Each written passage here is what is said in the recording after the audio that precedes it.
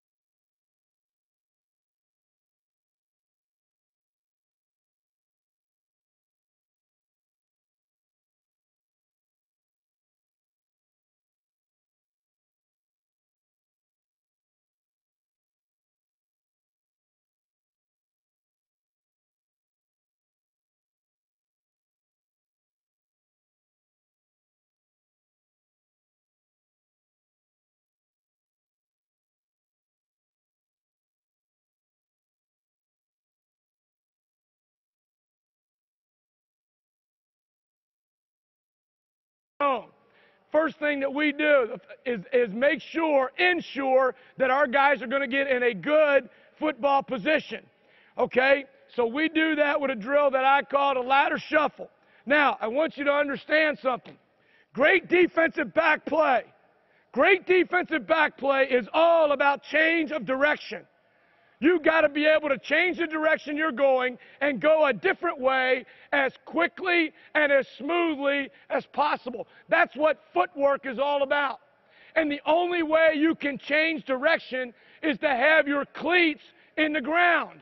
You cannot change direction if your feet are in the air. It's impossible to do. So I work this very simple little drill with speed ladders that I call plant trail. What I want to do is I want to make sure in a football position that they get this foot down before this foot comes off the ground. If you have your guys and you have them go, you're going to see them doing that, right? They're going to be up in the air. I want to get foot down, plant trail, plant trail. And while it may look slower, it might take a little bit more time to get through the ladder. What it does give them is the opportunity to change directions. Most of the things that I'm going to do are going to involve their eyes. Because if you don't train their eyes, you're going to find that they're going to have their eyes on the ground. More often than not, they'll look down at the ladder than look up at the receiver. So the way that I control that is I just hold up fingers. And I make sure that they're telling me how many fingers I have up. That forces them to do more processes mentally, right? They're doing a physical activity, they're doing a vision activity, and they have to do a communication activity. All in one step. Ladder shuffle. So all I'm doing is working plant trail, getting their feet back on the ground, going from left to right. This isn't brain surgery, okay? And I want to make sure that you understand it doesn't have to be hard. The next piece of the puzzle, I said change of direction is the most important skill for a defensive back, so I'm going to practice change of direction. I put them in the middle of the speed ladder, and now I'm just going to hold my hands up, and whichever hand has the number, that's the direction they go. So they got to tell me the number, and they got to go that direction. Not real hard, but what am I doing? I'm making sure that they have a chance to sit down in a good football position, and just in case anybody doesn't know what that is, I want to have my ass over my heels so that if I take a crap, I don't get any on my shoes. I want to have a good Z in my knees. I want to be able to read my numbers if I'm looking in a mirror. Okay? If I'm like this, I can't read my numbers. I want to sit down, be able to read my numbers. I would strongly recommend to you that you have mirrors in your weight room and that you have your players trained to be in this football position all the time. They can look at themselves and tell if they're in the right football position. So we want to try to start off and be in that position and make sure now we are changing direction. We don't want crossovers. We want to be light on our feet. We want to make sure that we're not hitting the ladders, and we go. Okay? Not real complicated. I put this clip on there because if you cannot afford speed ladders at your school, we didn't have any money at Colerain, so we didn't have anything. All right? Most all of you can get a can of paint. So you take a little can of spray paint and you put the ladder right on the field. That's an easy thing to do. Now you don't have to worry about it. It's there all the time. All right? Same drill. All we're doing is working footwork. Now, if you watch these two guys, you'll notice number 7's feet are too high. The guy in the front. See the difference? That's the difference between a first rounder and a fourth rounder right there. His feet are too high. When your feet are too high, you can't get them in the ground, and you can't change direction. I don't want him working that hard. You see number 7's working harder than number 1. I want them to have efficient body movements. The purpose is not to see how much you can sweat. Lockout shed. I was just talking to you about block destruction. So for us, I'm using hand shields here. Hand shields. Inside hands, I'm going to grab that bag and I'm going to throw it down with some violence down to the ground. So I'm locking out and throw down. Lock out. They're not going to do it if you don't teach it to them. Now, in the weight room, Coach Vrabel does some great stuff. He was using it out on the field last year. Sandbags, man, sandbags. You can get those. I don't think they're that expensive. You can put them on a sawhorse. You can put them on a stage in the gym. You can do whatever you want. But you get them in a football position, shoot their hands through that sandbag, shoot their hands and throw off. You can train that in the off season. That's important. There's really not a lot of exercises that we do in the weight room. We do that bench press all day long, right? We do cleans. We're doing all these linear motions. There's not a lot of strength exercises that you can do that are like this. You got sledgehammers and you want to beat a tire? Take that sledgehammer and work those fundamental hip movements, developing that strength and explosion in the core area. And that's really important. Don't do a good job, don't have that taught a lot in the weight room. So that's what this drill is for. All right, now we don't have the sandbags out there on the field, but we're getting the idea of being in a football position. The W drill, I think I show you some of the other ones. Okay, pedal and flip. The hardest thing for a defensive back is that, and I tell our guys all the time, the hardest skill in football, man, is off-man coverage. I don't care what anybody says. They can tell you all about double teams with 600 pounds and all that other kind of stuff. The hardest thing in football is off-man coverage. That guy knows where he's going and you don't. You don't have any control because you're not in press man. You can't get on-body coverage. You've got to be able to read that route. You've got to be able to pedal with the appropriate leverage, and then at some point in time, you've got to react to what the receiver's doing. And you got to react quickly at the right time and with the right footwork. So when we're working pedal and flip, we've got to really work on our hips, being able to sink our hips down. Because as soon as we start to do that stuff up here and the guy goes the other way, we're not going to be able to flip back. So this is just very simple. We're flipping at a 180, flipping back at a 180, flipping back. And you'll see these guys will drift. They'll be all over off the lines. We want to stay right on that white line as best we can. You see at the end, we start drifting. Watch 24. Stay right on the white lines. Pedal and flip. You got to have loose hips. You got to have loose hips if you're going to be a defensive back, if you're going to be a corner. We don't want our hands all over the place. We want to keep our hands nice and quiet in front of our body as best we can. Pedal, flip, flip, flip. Finish with a tackle. Okay? Everybody's got it. Same drill in the chutes. Because what's the most natural tendency when you turn to go the other way? You're going to do what? You're going to raise up. So I want them, because the fastest thing to do is not to have the height of your head going up and down. So I'm teaching these guys on the flip real quick. I'm going to pigeon toe my inside foot. That's my pivot foot. I'm going to turn that foot in so that I can get around 180. You can't do that. If you stand here with both toes going straight ahead, you try to get around 180 degrees, you're not going to make it. So you take that inside foot and you pigeon toe it. Can't see my feet. You take that inside foot and you pigeon toe it right there like that. Now you can get around to 180. So we're going to pigeon toe that foot. The other piece of it is I want this elbow to be going tight to my body, and I want it to be going down to the ground so that I'm driving and getting flipped around as quickly as possible. If that elbow's catching air, if that elbow's up here, the height of my body's up here, can't have that. So we're going to teach the same thing in the chute. Pedal and flip in the chute. My bad. So we're in the chute. Flip. See, I'm giving them numbers. Giving them numbers right there, making sure their vision is up. When I give them the numbers, they flip the direction that the hand that had the numbers go. Everything's about reaction. Everything's about reaction.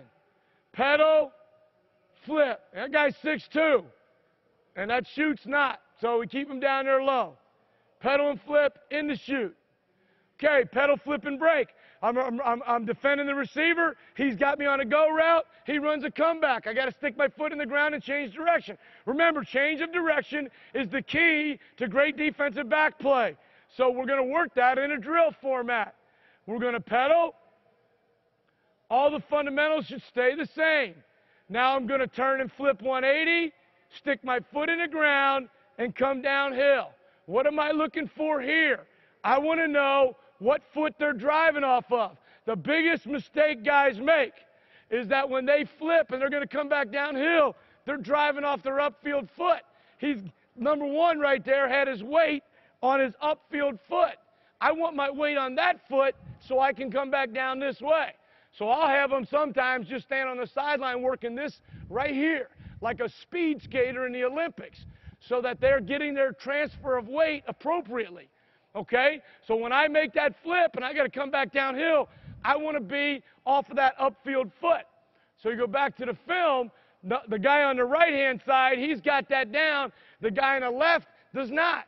He's planting on it on the wrong foot, which means it's going to take him longer to gather and go. Break and drive. So we're pedal flip, break and go. The other thing is you want to watch where their feet are. 23 has a real tendency to drop his feet back behind the line. If your feet get behind you and you cross over, back. All of these drills are really, really important. First thing is, everything should start off in a good stance. Please make sure, when we're talking good stance here, we want to have our outside foot up. Our outside foot up. Why? Because I want to be able to have vision on the quarterback. If I'm going to be in an off-man coverage, my first 2 steps are always having vision on the quarterback. If I'm in zone coverage, I want to have vision on the quarterback. So I'm going to have my outside foot up. All right? The way I teach my stance, their feet go together like a jigsaw puzzle, just like that. All right? Their instep marries their whatever you call the other part. And then they go right here, about shoulder width apart. I don't want a wide stance because when I run forward, my feet are going to be very narrow. And when I run backward, I want them to be very narrow as well. Okay? What I teach my guys in a pedal is this. Their first 2 steps are always walking out. That's all we're doing. We're walking out. Okay? So when I do tempo pedal with my guys, I'm going to have them walk, go to half speed, go to full speed. Why do I do that? Because my first 2 steps, when I'm walking out of my stance, I've got my eyes on the quarterback. So I want to sit right here with my vision to the quarterback, and I'm walking out, and I am looking for 3-step. I'm looking at the ball. Almost everybody we play is shotgun. So 3-step means this, catching the ball and going right here.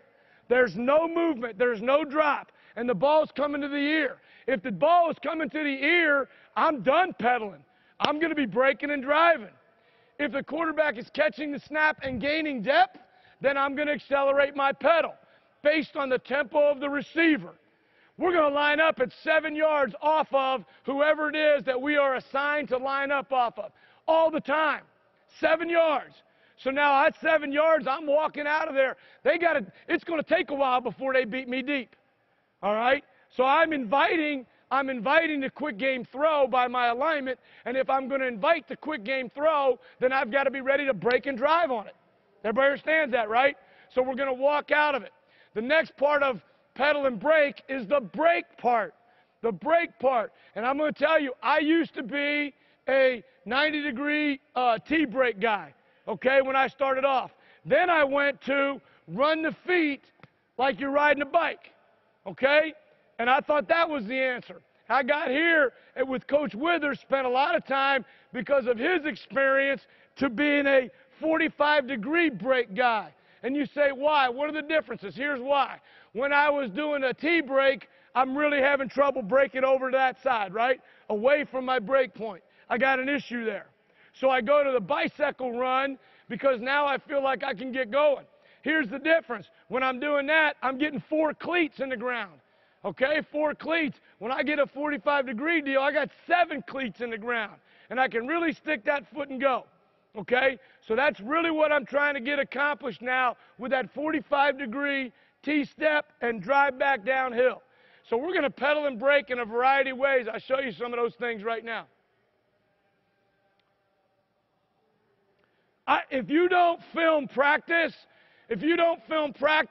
I would strongly encourage you to begin to film practice. Everybody anymore has got an iPhone or an iPad. You've got a lot of different ways that you can film a practice. I'm not saying you got to go buy 10 cameras, but you can find some kid to hold an iPad up, and guess what? Your players can go look at that right away after practice, and they can evaluate themselves. Our guys are watching it. They like themselves, so they watch themselves all the time. And if you put it on film, you'll have a good chance to get that. So you see the tempo pedal here, right? You see the tempo pedal. We're accelerating out a little bit as we go, and then we're going to brake and drive. Now, what I want to get accomplished, I want to have that foot, my laser's not showing up. I want to get that foot in the ground and my next steps to be coming back downhill. So if I'm breaking off of my left foot, I don't want my right foot coming behind my left. Okay? I don't want to be a 2-foot breaker. All right? And you may have to just teach them by walking. Bang, bang. So that right foot is now coming back downhill. And that's not an easy thing to do. It's got to become an automatic thing to do. It's not easy.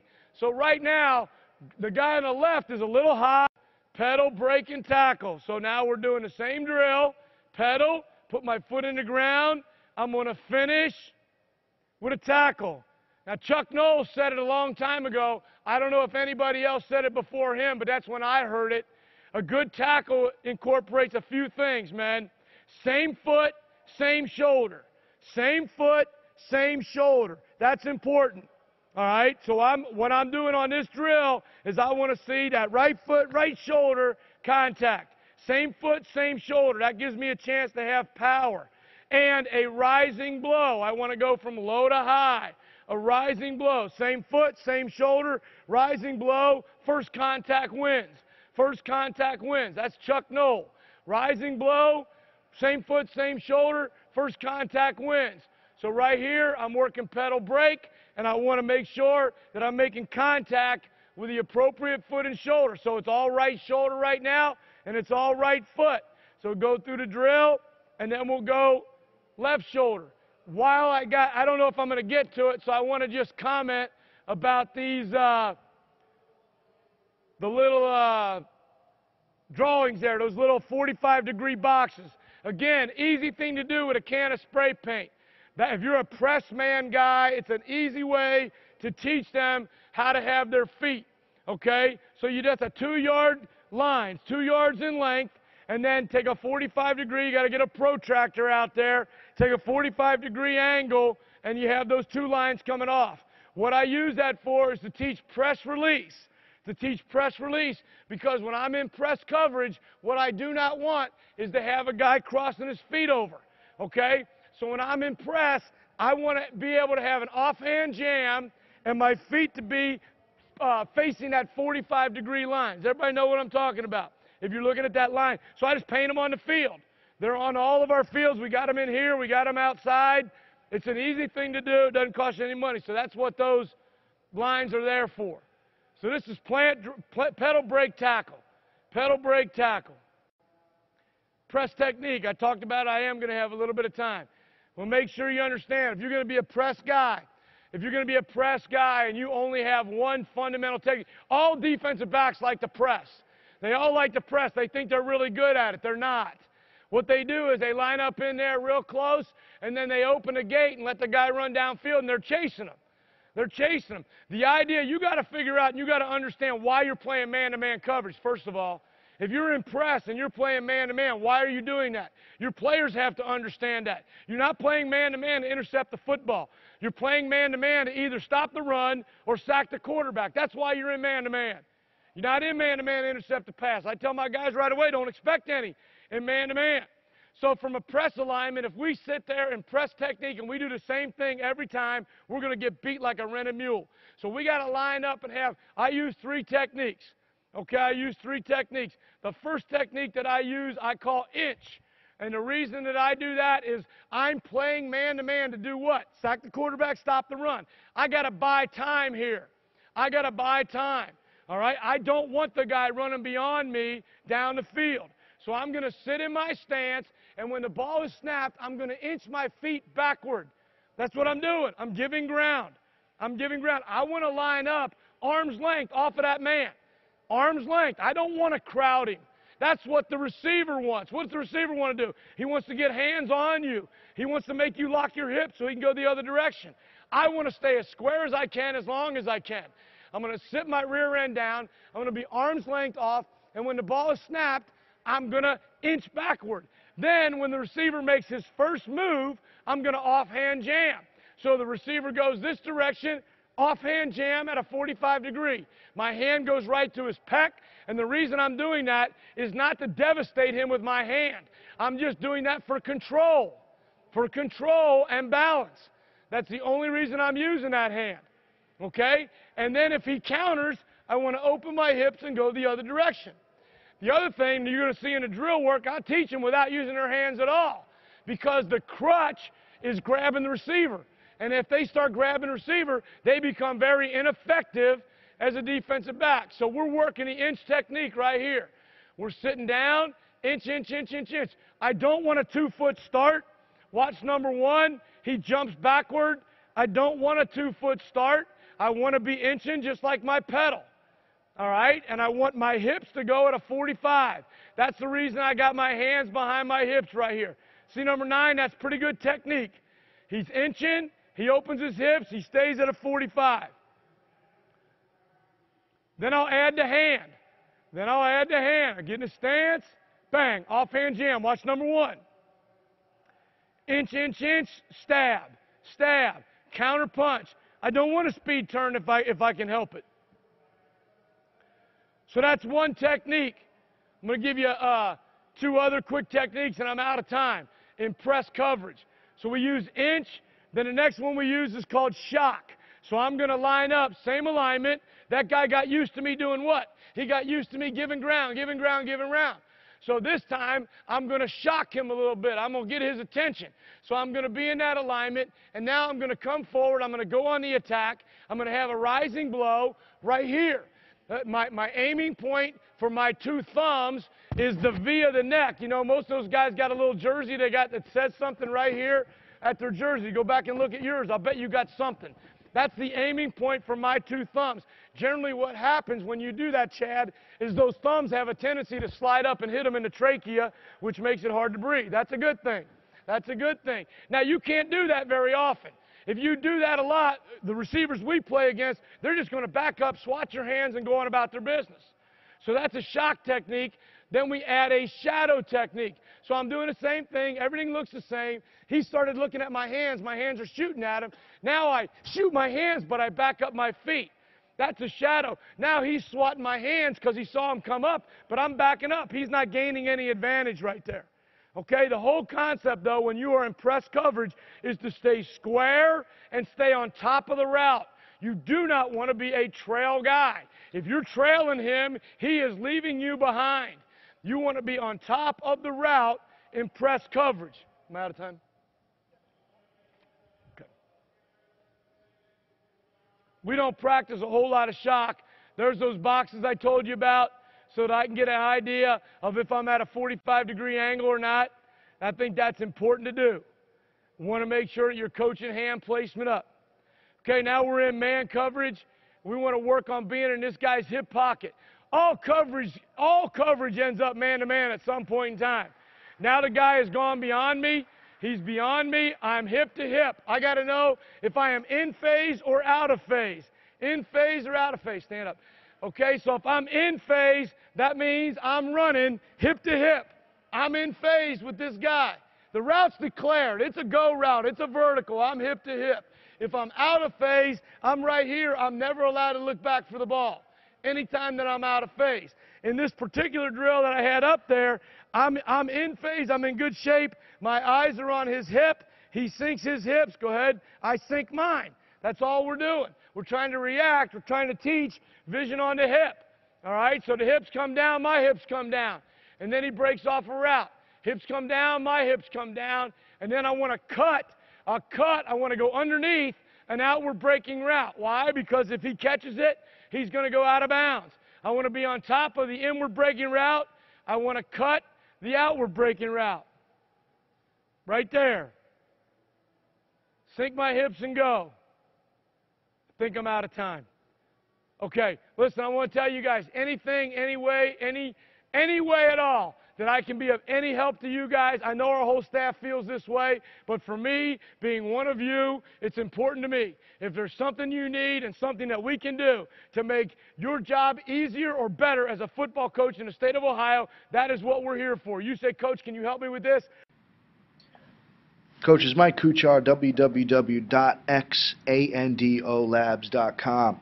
We're going to show you some clips of what Coach Narduzzi, the defensive coordinator at Michigan State University, talks about when he tells his corners about the shadow technique. You know, Coach Narduzzi was adamant about playing press coverage okay, on number 1 in quarters coverage for various reasons, 10 as a matter of fact, which he described in detail in the Case 1 report. So there's a couple clips here we're going to take a look at here and what he teaches these corners. Okay, we're going to start by looking at the bottom here. And some, of course, Coach Narduzzi is blessed to have some tremendous athletes which he recruits at Michigan State. But I do believe this is a technique you could train your quarters to prevent any quick game. Okay, any outbreaking routes by number 1, any quick game by number 1, any hitches, slants, doing things like that, taking away that quick game, and also in the pass game, but also taking away a potential crack block in the run game, which is always apparent when you see when offenses see quarters teams. A lot of times their intent is to try to go crack on a safety or a second level player, and being in that press technique eliminates him for the most part for doing that. So take a couple clips here. You know, and it's about moving your feet more than anything else. You know, and Coach Narduzzi talks about, you know, sometimes he will turn this player's butt, okay, 45 degrees, okay, to get his butt going to the side, to the middle of the field here to prevent any inside release, and just using his hands. He talks about near hand jam or an offhand jam, okay, with an outside release, and just staying on that hip, which you're going to see here. See how that corner moves his feet first. Now he's got that offhand jam.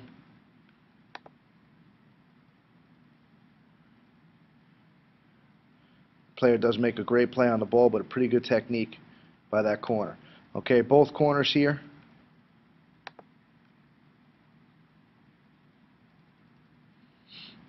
On next clip. And that shadow tech.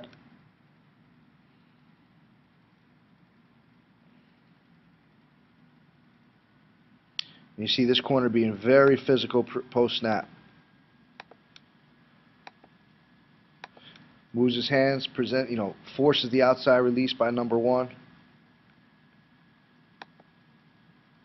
He's able to move his feet, step in front of the ball, make a big interception. Let's check technique of this other corner. Again, using his feet, okay, more than anything else. Close on the hip, 2 very good coverages by both those corners.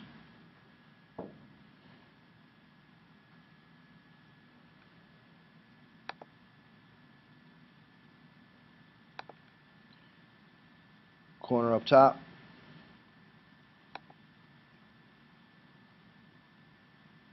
Again, good use of feet. Okay, you see him backpedaling here. Not getting his hands so tied into it. Gets his offhand jam on the hip. Turns his body. Player tries to come back. Corner is in a good position to make that play.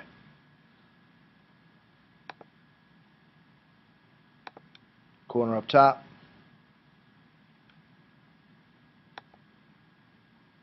And again, the technique is more detailed in the report. We're just showing some film clips of it. Okay, good job. That hop back. Okay, that hop back. Getting his momentum going back. Okay, some coaches believe in that just to get momentum going back, to clear from the line of scrimmage, not to get too engaged. Okay, especially with a very dominant single receiver, which most offenses will try to do in the backside of trips formations or the backside of double formations over here.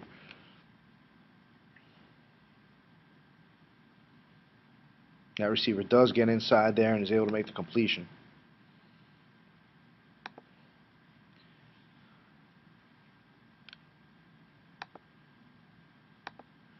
Footwork not very good here.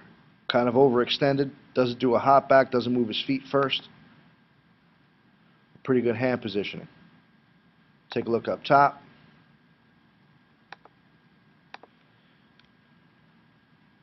Right here. Good job moving his feet, backing up, eyes on the hip. You know, Coach Ash, the defensive coordinator at University of Arkansas, talks about chewing that hip. Okay, playing that leveraged hip. That's just a great job by that corner there. Got both corners here, top and bottom.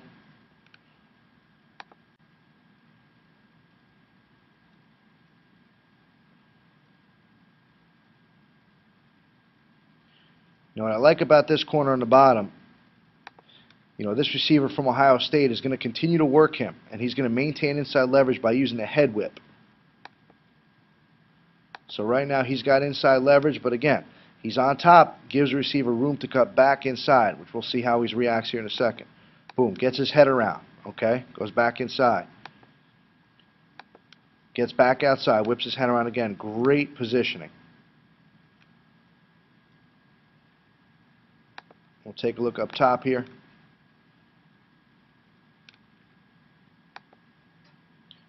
Good slide back technique. Good hand technique.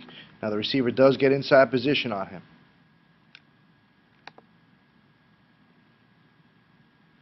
But by then it's a moot point. Play's over.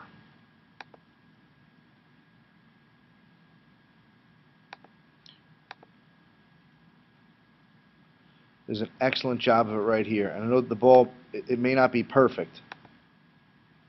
But you see how this player moves his feet first. Okay, shadow technique. Wherever he's going, I'm going. Moving his feet first. Okay, opens up his hip. Stays inside on top of number one, the receiver. See how we get hands on late. And we'll see up top, another good coverage up top by this corner. Okay, moving his feet. Flips his hips. Opens up. Pretty good coverage all around.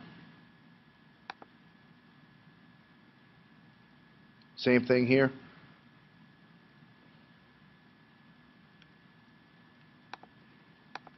Just staying on that hip. Playing on that hip, playing with leverage. Up top.